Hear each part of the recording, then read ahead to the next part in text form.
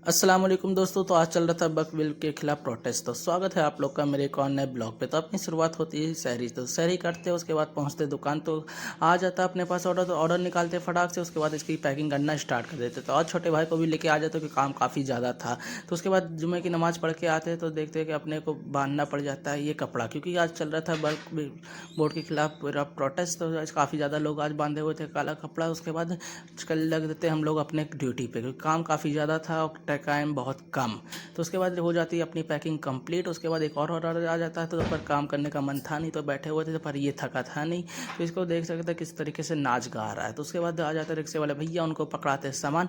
उसके बाद चल देते और भी पैकिंग करने के लिए, क्योंकि काफ़ी ज़्यादा था आज। तो उसके बाद फिर चल देते, थोड़ा बहुत आराम करते हैं, काम कंप्लीट हो जाता है। उसके बाद रिक्शे वाले भैया लेते हैं और निकल लेते। उसके बाद देख रहे किस तरीके से कैसे वो वाला अंदर करने के लिए, पर करता है नहीं, तो हम ही को करना पड़ जाता है। और गिराते शटर और निकल लेते घर। घर पहुंचने के बाद बैठते अफ्तार पे। तो अगर वीडियो अच्छी लगी हो तो लाइक करें, शेयर करें, सब्सक्राइब करें चैनल को। बाय।